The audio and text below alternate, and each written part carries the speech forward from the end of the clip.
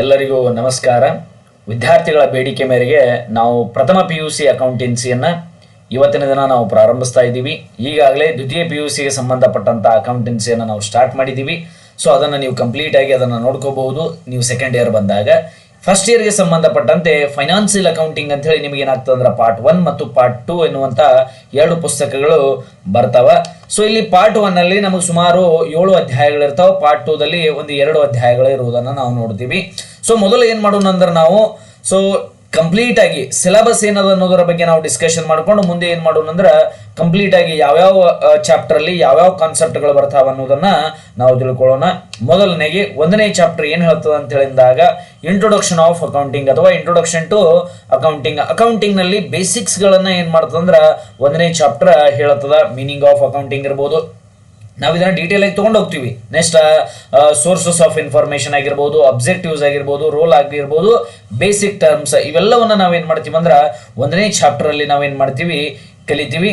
ಎರಡನೇದಾಗಿ theory basis of accounting ಅಂತ ಹೇಳಿ ಬರ್ತದೆ. ಥಿಯರಿ ಬೇಸಿಸ್ ಅಂತೇಳಿ ಅಂದಾಗ ಇಲ್ಲಿ ಸಾರ್ವತ್ರಿಕವಾಗಿ ಎಲ್ಲರೂ ಏನೇನು ಒಪ್ಕೊಂಡ್ರ ಅಕೌಂಟೆನ್ಸಿಗೆ ಸಂಬಂಧಪಟ್ಟಂತೆ ಅಕೌಂಟಿಂಗ್ ಪ್ರಿನ್ಸಿಪಲ್ಗಳು ಯಾವ್ಯಾವುಗಳನ್ನ ಅವರು ಒಪ್ಕೊಂಡಿದ್ದಾರೆ ಅನ್ನೋದರ ಬಗ್ಗೆ ಥಿಯರಿ ಬೇಸಿಸ್ ಆಫ್ ಅಕೌಂಟಿಂಗ್ ಅಲ್ಲಿ ಕಲಿತೀವಿ. ಬೇಸಿಕ್ ಕಾನ್ಸೆಪ್ಟ್ ಅಲ್ಲಿ ಸುಮಾರು 10 ಕಾನ್ಸೆಪ್ಟ್ಗಳನ್ನ ಕಲಿತೀವಿ. ಬಿಸ್ನೆಸ್ ಎಂಟಿಟಿ ಕಾನ್ಸೆಪ್ಟ್ ಆಗಿರ್ಬೋದು, ಮನಿ ಮೆಜರ್ಮೆಂಟ್ ಕಾನ್ಸೆಪ್ಟ್ ಆಗಿರ್ಬೋದು, ಗೋಯಿಂಗ್ ಕನ್ಸರ್ನ್ ಕಾನ್ಸೆಪ್ಟ್ ಆಗಿರ್ಬೋದು, ಹೌದಾ, ಕಾಸ್ಟ್ ಕಾನ್ಸೆಪ್ಟ್ ಆಗಿರ್ಬೋದು, ಅಕ್ರೂವಲ್ ಕಾನ್ಸೆಪ್ಟ್ ಆಗಿರ್ಬೋದು, ಅಕೌಂಟಿಂಗ್ ಪೀರಿಯಡ್ ಕಾನ್ಸೆಪ್ಟ್ ಆಗಿದ್ದು ಇವೆಲ್ಲವನ್ನ ಏನ್ ಮಾಡ್ತೀವಿ ಅಂದ್ರೆ ಇಲ್ಲಿ ಕಲಿತೀವಿ. ನೆಕ್ಸ್ಟ್ ಸಿಸ್ಟಮ್ಸ್ ಆಫ್ ಅಕೌಂಟಿಂಗ್ ಅಲ್ಲಿ ಸಿಂಗಲ್ ಎಂಟ್ರಿ ಸಿಸ್ಟಮ್ ಮತ್ತು ಡಬಲ್ ಎಂಟ್ರಿ ಸಿಸ್ಟಮ್ ಅನ್ನೋದನ್ನ ನಾವು ಕಲಿತೀವಿ. ನೆಕ್ಸ್ಟ್ ಬೇಸಿಸ್ ಆಫ್ ಅಕೌಂಟಿಂಗ್ ನಲ್ಲಿ ಕ್ಯಾಶ್ ಬೇಸ್ ಮತ್ತು ಅಕ್ರೂವಲ್ ಬೇಸಿಸ್ ಗಳನ್ನ ಕಲಿತೀವಿ. ಜಸ್ಟ್ ನಾವ್ ಏನ್ ಮಾಡೋಣ ಅಂದ್ರೆ 2ನೇ ಚಾಪ್ಟರ್ ಏನದ ಅಂತ ಹೇಳಿದಾಗ ಥಿಯರಿ ಬೇಸಿಸ್ ಆಫ್ ಅಕೌಂಟಿಂಗ್ ಅಥವಾ ಥಿಯರಿ ಬೇಸ್ ಆಫ್ ಅಕೌಂಟಿಂಗ್ ಅಂತ ಹೇಳಿ ನಾವು ನೋಡ್ತೀವಿ.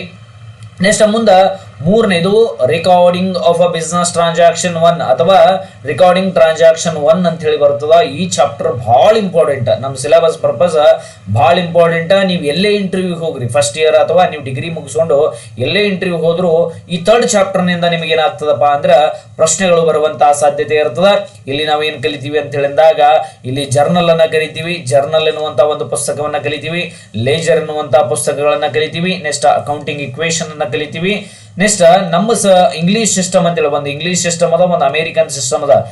2 ಸಿಸ್ಟಮ್ ನಲ್ಲಿ ನಾವು ಏನ್ ಮಾಡ್ತೀವಿ ಅಂದ್ರೆ ನಾನು ಹೇಳುತ್ತೀನಿ 2 ಸಿಸ್ಟಮ್ ನಲ್ಲಿ ನಾನು ನಿಮಗೆ ಇಂಗ್ಲಿಷ್ ಸಿಸ್ಟಮ್ ಕಲಿಸ್ತೀನಿ, ಅಮೇರಿಕನ್ ಸಿಸ್ಟಮ್ ಕಲಿಸ್ತೀನಿ. 2 ಸಿಸ್ಟಮ್ ನಲ್ಲಿ ನಾವು ಏನ್ ಮಾಡ್ತೀವಿ ಅಂದ್ರೆ ಅಕೌಂಟಿಂಗ್ ಅನ್ನ ಕಲಿತೀವಿ.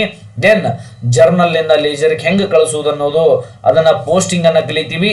ಇವೆಲ್ಲವನ್ನ ಹಲವಾರು ಇನ್ಫಾರ್ಮೇಶನ್ ಗಳನ್ನ ನಾವು ರೆಕಾರ್ಡಿಂಗ್ ಟ್ರಾನ್ಸಾಕ್ಷನ್ 3 ಅಲ್ಲಿ ಕಲಿತೀವಿ. ನೀವು ನೆನಪಿಡಬೇಕಾದಂತ ಮಾತೇನಪ್ಪಾ ಅಂದ್ರೆ 3ನೇ ಚಾಪ್ಟರ್ ರೆಕಾರ್ಡಿಂಗ್ ಟ್ರಾನ್ಸಾಕ್ಷನ್ 1 ಎನ್ನುವಂತಹ ಚಾಪ್ಟರ್ ಅಂತ ಹೇಳಿ.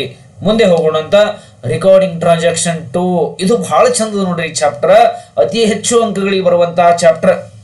ಇಲ್ಲಿ ಕ್ಯಾಶ್ ಬುಕ್ ಅಂತ ಹೇಳಿ ಬರ್ತದೆ, ಸಿಂಗಲ್ ಕಾಲಮ್ ಕ್ಯಾಶ್ ಬುಕ್ ಬರ್ತದೆ, ಡಬಲ್ ಕಾಲಮ್ ಕ್ಯಾಶ್ ಬುಕ್ ಬರ್ತದೆ, ನೆಕ್ಸ್ಟ್ ಪೆಟಿ ಕ್ಯಾಶ್ ಬುಕ್ ಬರ್ತದೆ. ನೆಕ್ಸ್ಟ್ ಇವೆಲ್ಲ purchase book, purchase return book, sales return. ಇದಕ್ಕೆ ಸಂಬಂಧಪಟ್ಟಂಗೆ ನಾವು ಏನ್ ಮಾಡ್ತೀವಿ ಅಂದ್ರೆ ಡಿಟೇಲ್ಡ್ ಆಗಿ ಡಿಸ್ಕಷನ್ ಮಾಡ್ತೀವಿ. ಫಾರ್ ಎಕ್ಸಾಂಪಲ್ ನೋಡಿ, ಪರ್ಚೇಸ್ ಬುಕ್ ನಾಗ ಏನ್ ಮಾಡ್ತೀವಿ ಅಂದ್ರೆ ಖರೀದಿ ಮಾಡಿದ್ದು ಬರಿತೀವಿ. ಪರ್ಚೇಸ್ ರಿಟರ್ನ್ ಬುಕ್ ನಾಗ ಏನ್ ಮಾಡ್ತೀವಿ, ಖರೀದಿ ಮಾಡಿದ್ದನ್ನ ಹೊಳಿ ಕೊಡ್ತಾರ ಅದನ್ನ ಬರಿತೀವಿ. ಸೇಲ್ಸ್ ಅಂದ್ರ ಮಾರಾಟ ಮಾಡಿದ್ದು ಬರಿತೀವಿ. ಸೇಲ್ಸ್ ರಿಟರ್ನ್ ಅಂದ್ರ ಮಾರಾಟ ಮಾಡಿದ್ದು ಹೊಳಿ ಕಳಿಸಿದ್ದು. ಇದನ್ನ ನಾನು ಡೀಟೇಲ್ ಆಗಿ ಒಂದೊಂದು ಬುಕ್ ಗಳನ್ನ ಮುಂದಿನ ಕ್ಲಾಸ್ ನಲ್ಲಿ ಹೇಳ್ತೇನೆ. ಬಟ್ 3ನೇ ಚಾಪ್ಟರ್ ನಾವ್ ಏನ್ ಮಾಡ್ತೀವಿ ಅಂದ್ರೆ ಇವೆಲ್ಲ ಬುಕ್ಸ್ ಆಫ್ ಅಕೌಂಟ್ಸ್ ಗಳನ್ನ ನಾವು 3ನೇ ಚಾಪ್ಟರ್ ನಲ್ಲಿ ಕಲಿಯುವಂತ ಕೆಲಸ ಆಗ್ತದ ಅಂತ ಹೇಳಿ ನಾವು ನೋಡ್ತೀವಿ. ಸೊ ಇಲ್ಲಿ ಒಟ್ಟು ಎಷ್ಟು ಚಾಪ್ಟರ್ಗಳು? 1ನೇ ಚಾಪ್ಟರ್ ಇಂಟ್ರೊಡಕ್ಷನ್, 2ನೇ chapter theory basis of accounting, ಇಲ್ಲಿ ಕೂಡ ನಾವು ಥಿಯರಾಟಿಕಲ್ ಕಲಿತೀವಿ. 3ನೇ ಚಾಪ್ಟರ್ ಬಂದ್ರಿ ಪ್ರಾಬ್ಲಮ್ ಸ್ಟಾರ್ಟ್ ಆದವು. ಇಲ್ಲಿ ಏನ್ ಮಾಡ್ತೀವಿ ಅಂದ್ರೆ ರೆಕಾರ್ಡಿಂಗ್ ಟ್ರಾನ್ಸಾಕ್ಷನ್ 1 ಅಲ್ಲಿ ಪ್ರಾಬ್ಲಮ್ಸ್ ಅನ್ನ ಕಲಿತೀವಿ. ರೆಕಾರ್ಡಿಂಗ್ ಟ್ರಾನ್ಸಾಕ್ಷನ್ 2 ಇದರಲ್ಲಿ ಕಂಪ್ಲೀಟ್ ಪ್ರಾಬ್ಲಮ್ಸ್ ಅನ್ನ ನಾವು ಕಲಿತೀವಿ. ಇವೆಲ್ಲ ಪುಸ್ತಕಗಳನ್ನ ನಾವಿಲ್ಲಿ ಕಲಿಯುವುದನ್ನ ನಾವು ನೋಡ್ತೀವಿ. ನೆಕ್ಸ್ಟ್ ಬ್ಯಾಂಕ್ ರೀಕನ್ಸಿಲೇಷನ್ ಸ್ಟೇಟ್ಮೆಂಟ್ ಅಂದ್ರ ಇದು 5ನೇ ಚಾಪ್ಟರ್. ನಿಮ್ಮಲ್ಲಿ ಪಾಸ್ಬುಕ್ ಇರ್ತದ. ನೆಕ್ಸ್ಟ್ ನಿಮ್ ಬ್ಯಾಂಕ್ನಾಗ ಏನಿರ್ತದ, ನಿಮ್ಮ ಖಾತೆ ಇರ್ತದ, ಹೌದಾ. ನಿಮ್ಮ ಲೆಕ್ಕಕ್ಕ ಪಾಸ್ಬುಕ್ಗೆ ಡಿಫರೆನ್ಸ್ ಬಂದಾಗ, ಹೌದಾ, ಪಾಸ್ಬುಕ್ಕಿಗೆ ಮತ್ತು ಕ್ಯಾಶ್ ಬುಕ್ಕಿಗೆ ಡಿಫರೆನ್ಸ್ ಬಂದಾಗ ಯಾವ ರೀತಿಯ ಡಿಫರೆನ್ಸಸ್ ಗಳನ್ನ ಆ ಪ್ರಾಬ್ಲಮ್ಸ್ ಗಳನ್ನ ಯಾವ ರೀತಿ ಸಾಲ್ವ್ ಮಾಡಬಹುದು ಅನ್ನೋದನ್ನ ನಾವು ಕಲಿತೀವಿ. ಇದು 12 ಅಂಕಕ್ಕೆ ಕೇಳುವಂತಹ ಪ್ರಶ್ನೆ ಆಗಿರ್ತದೆ. ಯಾವುದು? Preparation of bank reconciliation statement. ಅದಕ್ಕೆ ನೀಡ್ಸ್ ಏನದವ ಮತ್ತೆ ಹೆಂಗ್ ಪ್ರಿಪೇರ್ ಮಾಡ್ತೀವಿ ಅನ್ನೋದು 12 ಅಂಕಕ್ಕೆ ಕೇಳುವಂತಹ ಪ್ರಶ್ನೆ ಅದ. ಸಿಂಪಲೆಸ್ಟ್ ಪ್ರಶ್ನೆ, ಈಸಿಯೆಸ್ಟ್ ಕಾನ್ಸೆಪ್ಟ್ ಅಂತ ಹೇಳಿ ನಾವು ಬ್ಯಾಂಕ್ ರೀಕನ್ಸಿಲೇಷನ್ ಸ್ಟೇಟ್ಮೆಂಟ್ ಅನ್ನ ಕನ್ಸಿಡರ್ ಮಾಡ್ತೀವಿ. ಮುಂದೆ ಹೋಗೋಣ ಅಂತ ಟ್ರಯಲ್ ಬ್ಯಾಲೆನ್ಸ್ ಇದು ಎಷ್ಟು ಈಸಿ ಅದಲ್ರಿ. ಟ್ರಯಲ್ ಬ್ಯಾಲೆನ್ಸ್ ಇದನ್ನ 5 ನಿಮಿಷನಾಗ ಒಂದು ಫಾರ್ಮುಲಾ ಮೇಲೆ ನಾವು ಹೇಳಿ ಮುಗಿಸ್ಬೋದು, ಅಷ್ಟು ಈಸಿ ಅದ. ಬಟ್ ನಾವೇನ್ ಮಾಡೋಣ ಅಂದ್ರೆ ಕಂಪ್ಲೀಟ್ ಆಗಿ ಡೀಟೇಲ್ ಹೋಗೋನು. ಮೀನಿಂಗ್ ಆಫ್ ಟ್ರಯಲ್ ಬ್ಯಾಲೆನ್ಸ್ ಆಗಿರ್ಬೋದು, ಹೌದಾ, ಅಬ್ಜೆಕ್ಟಿವ್ಸ್ ಆಗಿರ್ಬೋದು, ನೆಕ್ಸ್ಟ್ ಪ್ರಿಪರೇಷನ್ ಹೆಂಗ್ ಮಾಡ್ತೀವಿ, ಸಿಗ್ನಿಫಿಕೆನ್ಸ್ ಏನು, ನೆಕ್ಸ್ಟ್ ತಪ್ಪುಗಳು ಅಂತೇಳಿ ಬರ್ತಾವೆ, ಎರರ್ಸ್ ಅಲ್ಲಿ 3 ಪ್ರಕಾರಗಳು: errors of omission, error of commission ಮತ್ತು ಕಂಪೆನ್ಸೇಟಿಂಗ್ ಎರರ್ಸ್ ಅಂತೇಳಿ ಬಹಳ ಡೀಟೇಲ್ ಆಗಿರುವಂತಹ ಟಾಪಿಕ್ ನಾವು ಇಲ್ಲಿ ಇರುವುದನ್ನು ನಾವು ನೋಡ್ತೀವಿ. ಹಾಗಾಗಿ 6ನೇ ಚಾಪ್ಟರ್ ನಮ್ದು ಏನಾಗಿರ್ತದೆ ಅಂದ್ರೆ trial balance and rectification of errors ಆಗಿರ್ತದ ಅಂತೇಳಿ ನೋಡ್ತೀವಿ. ನಾನು ಈ ನಮ್ಮ ಚಾನಲ್ ಈ ವಿಡಿಯೋ ಕೆಳಗೆ ಏನ್ ಮಾಡ್ತೀನಪ್ಪ ಅಂದ್ರೆ ನಾನು ನಿಮಗೊಂದು ವಾಟ್ಸ್ಆಪ್ ಗ್ರೂಪಿನ ಲಿಂಕ್ ಅನ್ನು ಹಾಕಿರ್ತೀನಿ. ನೀವೆಲ್ಲರೂ ಆ ಗ್ರೂಪಿಗೆ ಜಾಯ್ನ್ ಆಗಿಬಿಡ್ರಿ. ನಿಮ್ಗೆ ಆಟೋಮೆಟಿಕ್ ಆಗಿ ಏನಾಗ್ತಂದ್ರೆ ನೋಟ್ಸ್ ಆಗಿರ್ಲಿ, ಏನೇ ಇನ್ಫಾರ್ಮೇಶನ್ ಆಗಿರ್ಲಿ, ಆ ಗ್ರೂಪ್ನಿಂದ ನಿಮ್ಗೆ ಏನಾಗ್ತದಂದ್ರೆ ಸಿಗುತ್ತೆ ಅಂತೇಳಿ ಹೇಳ್ತಾ ನಾನು ಮುಂದೆ ಹೋಗ್ತೀನಿ. ಅದೇ ರೀತಿ ನೆಕ್ಸ್ಟ್ ಚಾಪ್ಟರ್ ಏನದಂದ್ರೆ ಡಿಪ್ರಿಸಿಯೇಷನ್. ಜಸ್ಟ್ ನಾನು ನಿಮಗೆ ಡಿಪ್ರಿಸಿಯೇಷನ್ ಅಂದ್ರೆ ಹೆಂಗ್ ಹೇಳ್ತೀನಿ ನೋಡ್ರಿ.